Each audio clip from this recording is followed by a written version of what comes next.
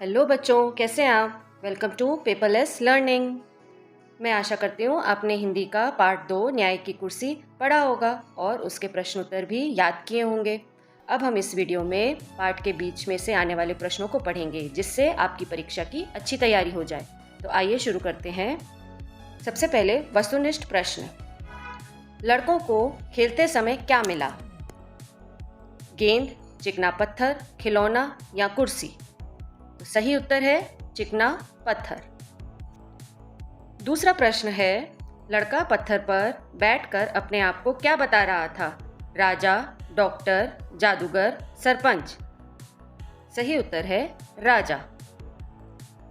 तीसरा प्रश्न, लड़कों को कौन सा खेल खेलने में मजा आ रहा था? पत्थर इकट्ठा करने में, जादू के खेल में, छुपने में, न्याय का खेल खेलने में?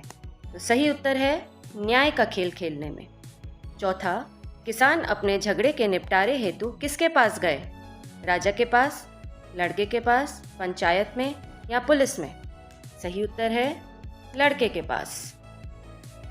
पांचवा प्रश्न, राजा को किसने बताया कि वह लड़का रोज वाला लड़का नहीं है? लोगों ने, रानी ने, मंत्री ने या किसान ने? सही उत्तर है मंत्री ने। सिंहासन के पायों पर क्या बना था?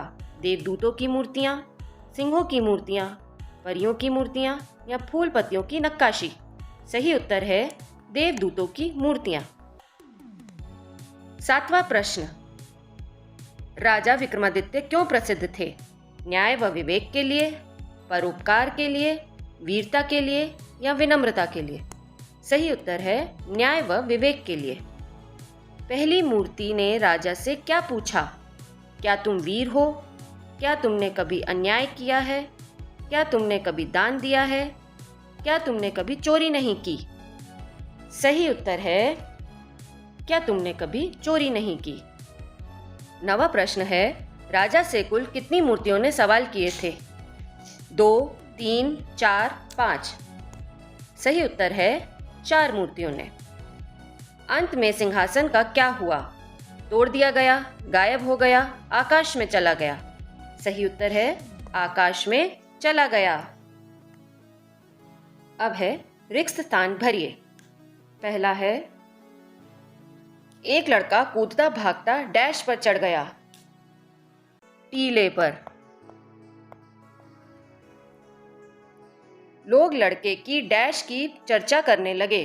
लोग लड़के की न्याय बुद्धि की चर्चा करने लगे।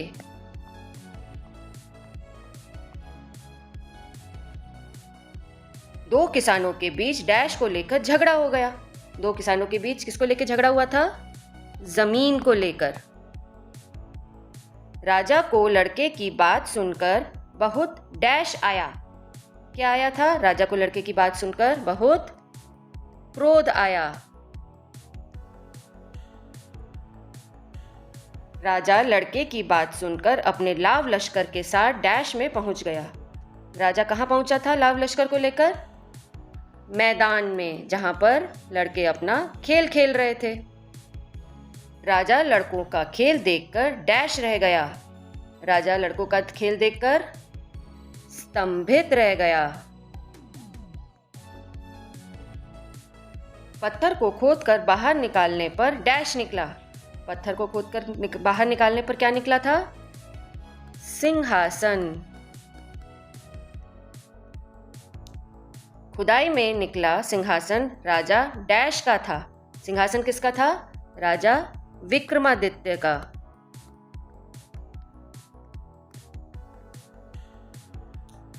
राजा को सिंहासन पर बैठने के लिए डैश ने रोका। राजा को सिंहासन पर बैठने के लिए किसने रोका था? मूर्ति ने। मूर्तियां उड़कर डैश में चली जाती थीं। मूर्तियां कहां जाती थी? आकाश में। डैश मूर्ति सिंहासन समेत उड़ गई। कौन सी मूर्ति सिंहासन समेत उड़ी थी? आखिरी मूर्ति यानी चौथी मूर्ति सिंहासन को लेकर उड़ गई थी।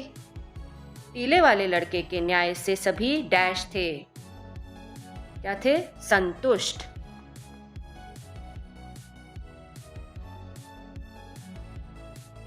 अब अगला प्रश्न है, सही कथन के आगे सही का चिन्ह तथा गलत कथन के आगे गलत का चिन्ह लगाइए। लड़के को खेलते समय एक हीरा मिला। ये कथन गलत है, क्योंकि लड़के को क्या मिला था? एक पत्थर मिला था, चिकना पत्थर। ठोकर खाकर गिरने पर लड़का गांव वालों को बुला लाया। ये कथन भी गलत है, क्योंकि लड़का किनको बुला के लाया था? अपने मित्रों को बुला के लाया था। लड़कों को न्याय का खेल बहुत पसंद आया। ये कथन बिल्कुल सही है। शिला पर हमेशा एक ही लड़के ने बैठकर न्याय किया।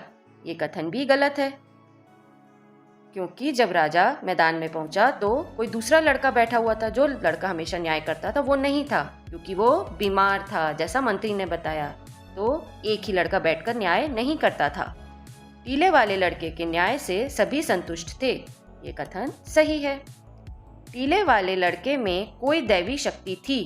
ये कथन गलत है, क्योंकि लड़के में दैवी शक्ति नहीं थी। वो जिस सिंहासन पर बैठता था उस सिंहासन में दैवी शक्ति थी। सिंहासन के पायों पर देवदूतों की मूर्तियां बनी थी।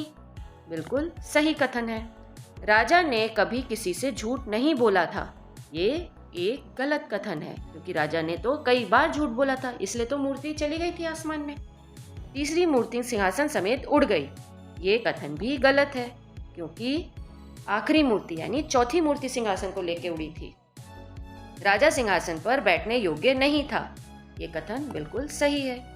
ये वीडियो यहीं समाप्त होता है। मैं आशा करती हूँ आपको ये वीडियो अच्छा लगा होगा। अच्छा लगा हो तो लाइक करें, सब्सक्राइब करें और शेयर करना ना भूलें। तब तक के लिए बाय।